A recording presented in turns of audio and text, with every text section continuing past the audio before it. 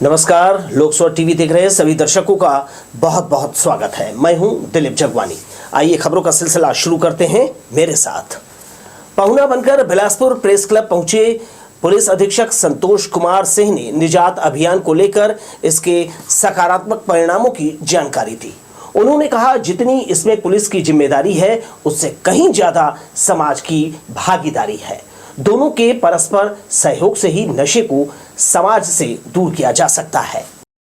Press club पहुंचे police अधीक्षक संतोष कुमार सिंह ने कहा कि उनका प्रयास है कि समाज से नशे को खत्म किया जाए।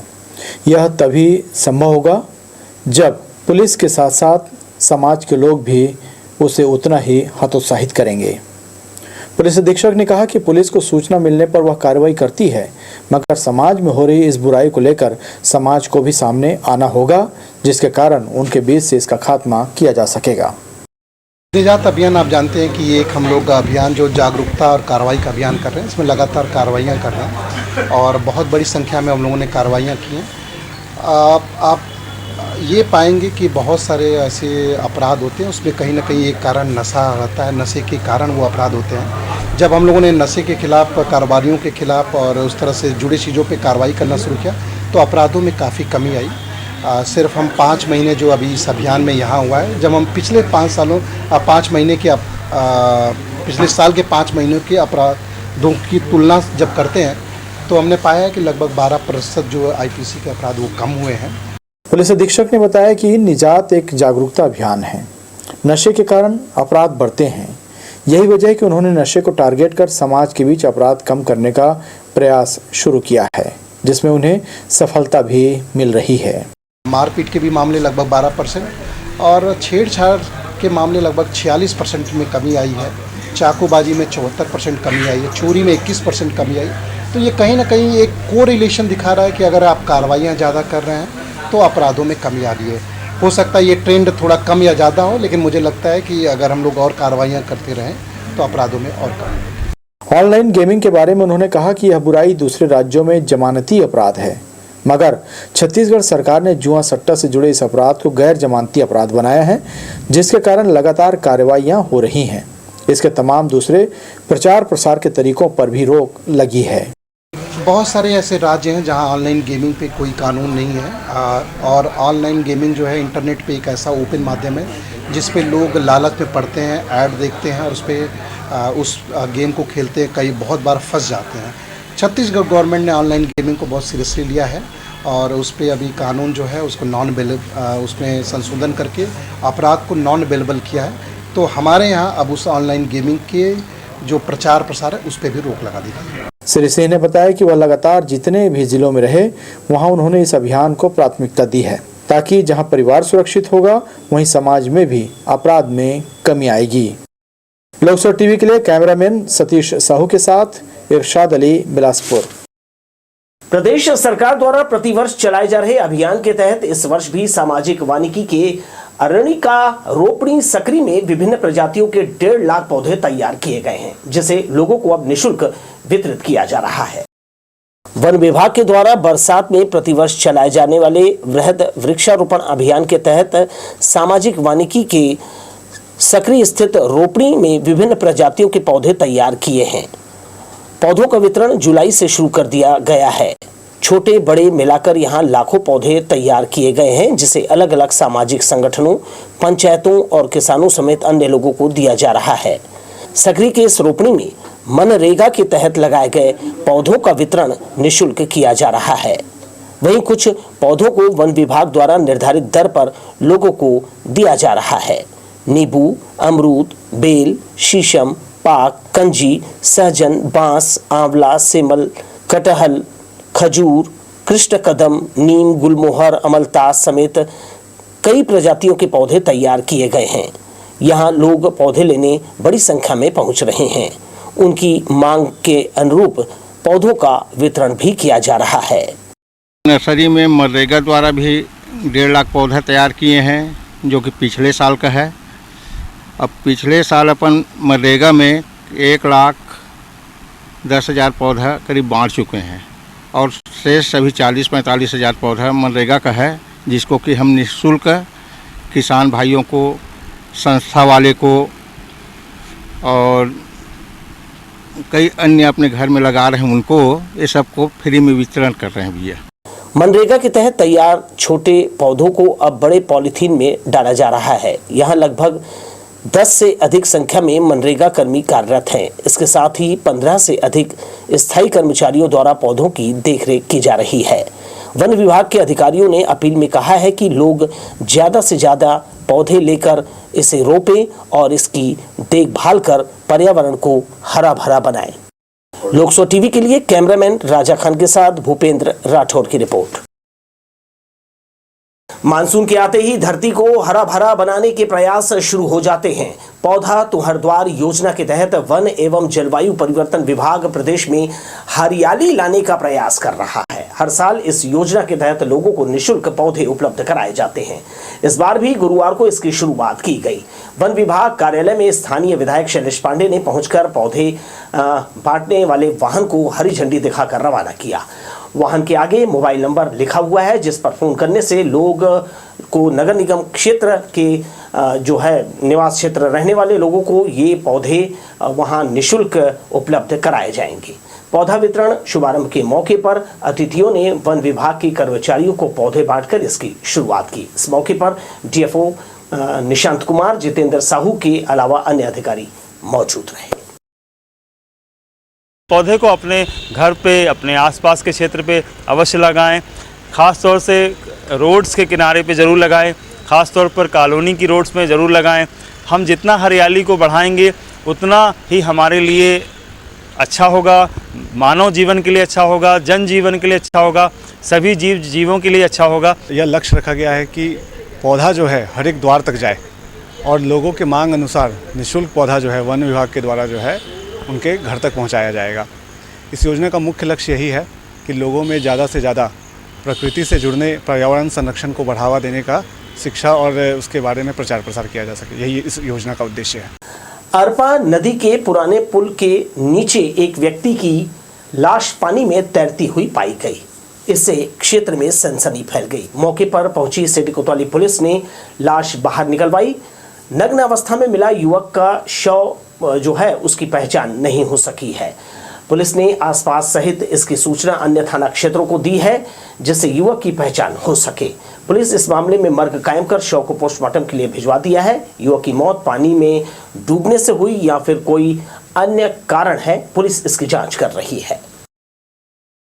सकरी से मुंगेली तक सड़क चौड़ीकरण किया गया और इसके बाद सौंदर्य बढ़ाने के लिए इसके दोनों किनारों पर लोहे का जो है ग्रिल लगाया गया है।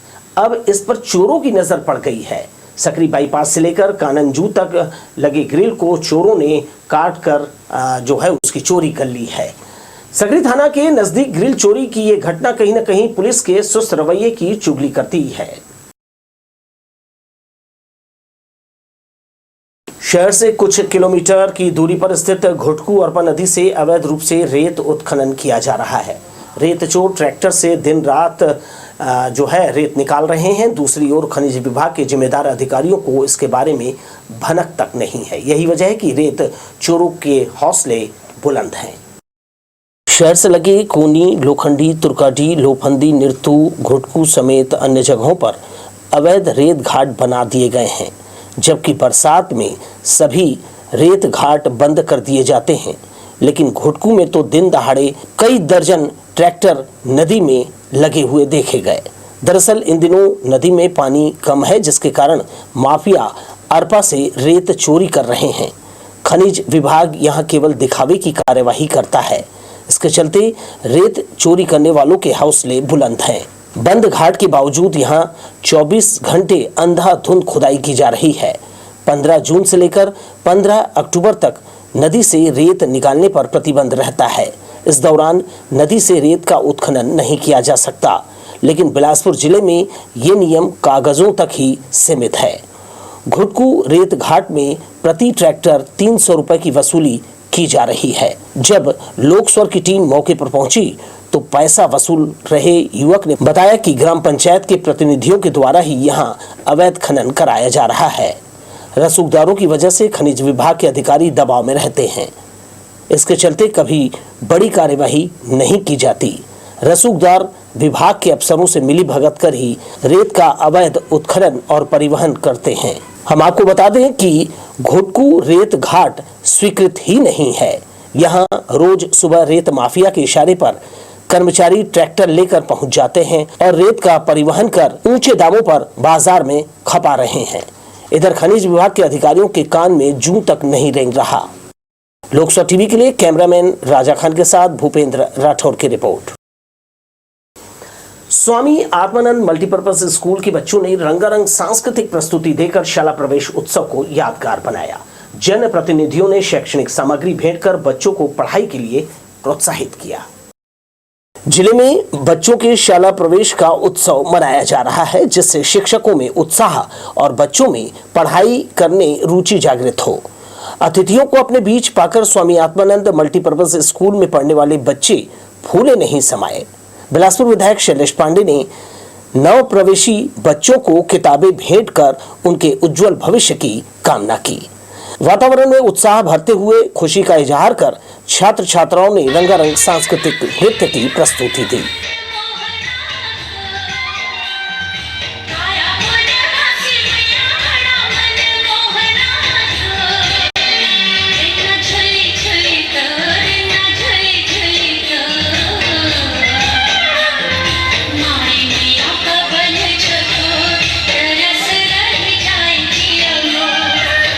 महापौर रामशरण यादव ने भी बच्चों को आशीष दिया और स्कूल प्रबंधन को शाला प्रवेश उत्सव की बधाई दी। जिले में 15 जुलाई तक शाला प्रवेश उत्सव मनाया जाएगा। कैमरामैन प्रदीप भोई के साथ दिलीप जगवानी, लोकसभा टीवी, बिलासपुर।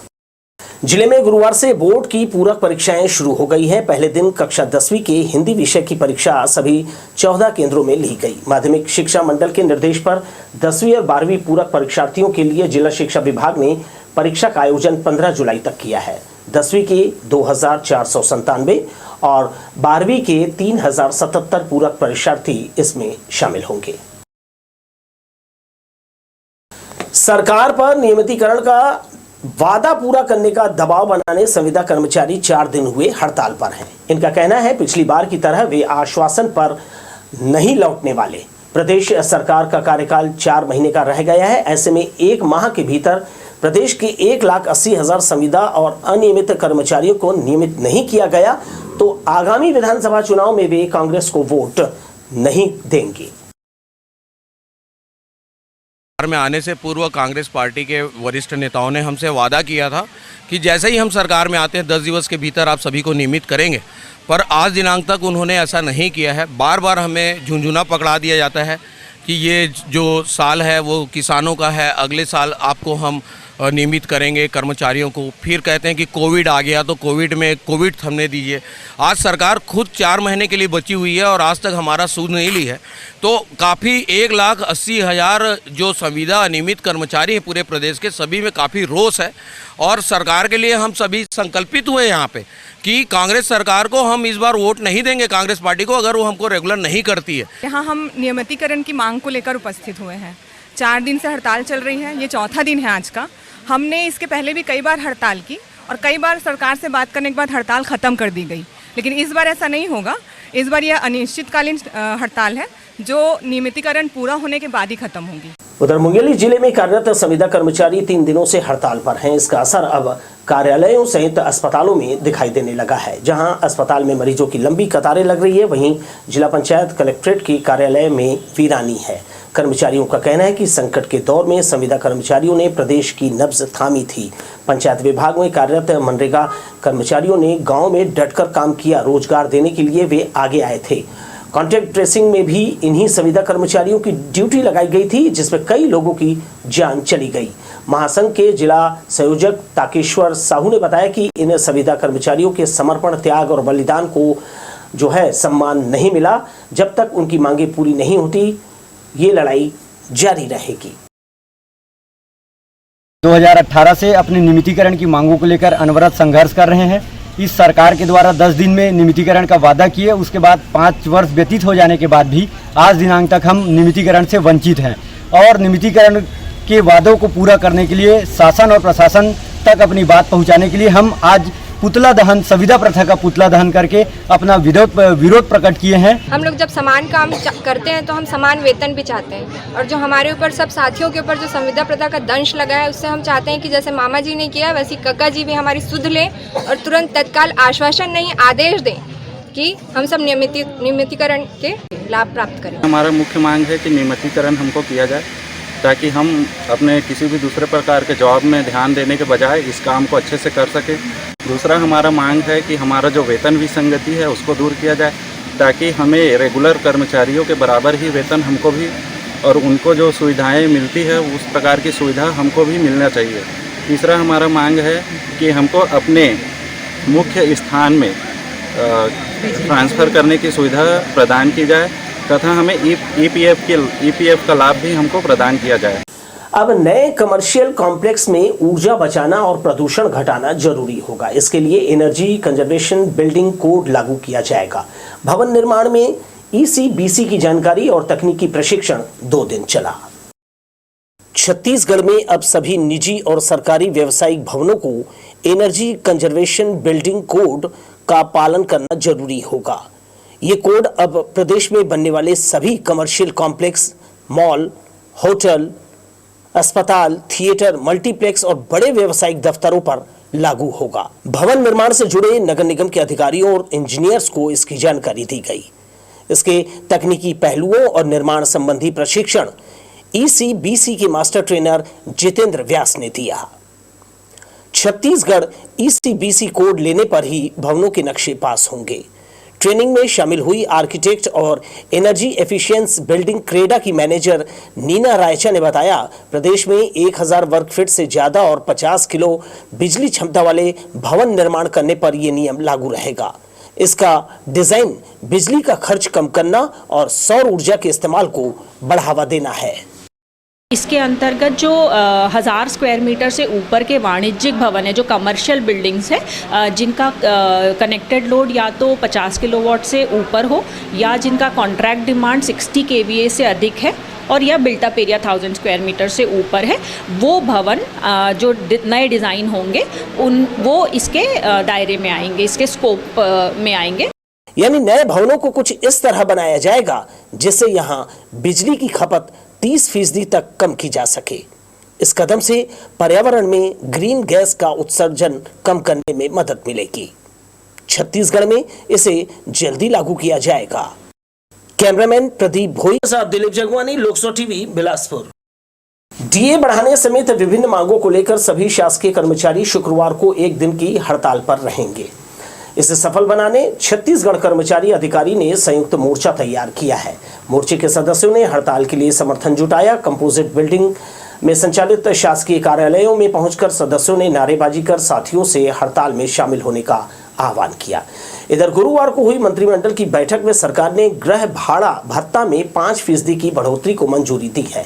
इससे ये बढ़कर अब 38% हो गया है। उधर छत्तीसगढ़ कर्मचारी अधिकारी संयुक्त मोर्चा ने 7वें वेतनमान के आधार पर गृह भाड़ा देने मांग की है। इसके अलावा अन्य मांगों के समर्थन में मोर्चा ने 1 अगस्त से अनिश्चितकालीन हड़ताल पर जाने का मन बनाया है। अगर हमारी बातचीत नहीं होती, हमारी मांगें नहीं मानी जाती है, तो हम 1 अगस्त से अनिश्चितकालीन हड़ताल में जाने को पूरी तैयारी कर लिए हैं। और अभी जो 12 दिन पूर्व में हड़ताल हुआ था उससे भी ज़्यादा ज़बरदस्त हड़ताल होगा, क्योंकि अभी मंत्रालय भी जुड़ा है और पुनः हमारे जो न्यायिक कर्मचारी संघ है उन्होंने भी इस हड़ताल में शामिल होने का आह्वान कर दिया है कल। इससे हमको ऐसा लगता है कि हमारी मांगों पर जल्दी विचार हो। लगभग 5 साल बिता दिए और ये दुर्भाग्य है कि पिछले बार भी जब हम लोग आंदोलन शुरू किए थे तो भारत देश में सबसे कम महंगाई भत्ता छत्तीसगढ़ में था। आज भी वही स्थिति बनी हुई है। मुख्यमंत्री जी बोलते हैं हमने समय समय पे दिया है, परंतु समय समय पे दिया है, उन्होंने अभी विधानसभा में बताया था वित्तीय स्थिति अच्छी है, मध्य प्रदेश से अच्छी। तो मैं पूछना चाहूँगा कि मध्य प्रदेश में बराबर चल रहा है, केंद्र के बराबर गृह भाड़ा भत्ता भी वहाँ दिया जा रहा है, तो छत्तीसगढ़ इस मामले में क्यों? सरकार की प्राथमिकता में कर्मचारी वर्ग क्यों नहीं है? काफी दिन हुए शहर में नाले नालियों का निर्माण किया जा रहा है, लेकिन कुछ स्थानों पर यह काम अधूरा है। मानसून ने दस्तक दे दी है, जिससे अधूरे नाले नालियां जो है मुसीबत बन गए हैं। गया विहार से लेकर सरकंडा नूतन चौक तक नाला अधूरा है। बरसात होने पर नाली का गंदा पानी सड़क पर फैल जाता है और ये लोगों के घरों तक पहुंच रहा है।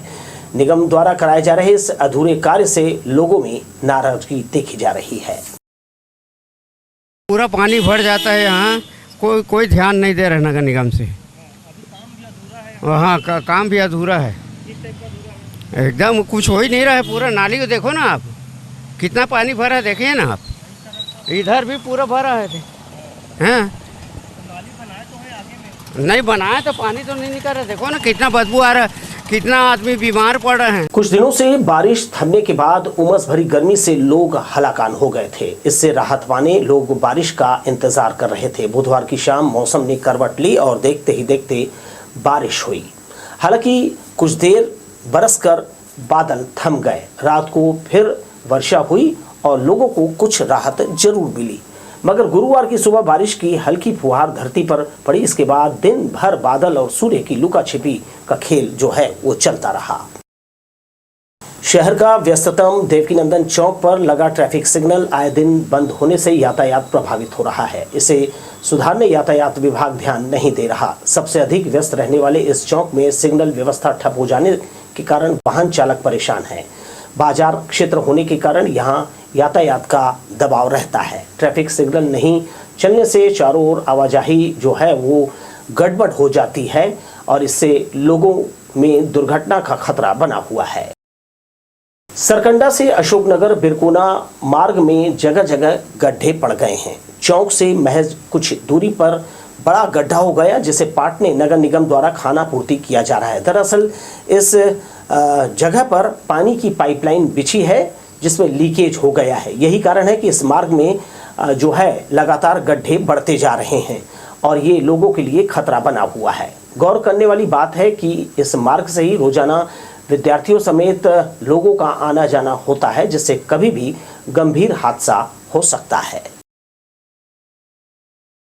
इस खबर के साथ ही दर्शकों मुझे दीजिए विदा और आप देखते रहिए लोकस्वर टीवी। नमस्कार।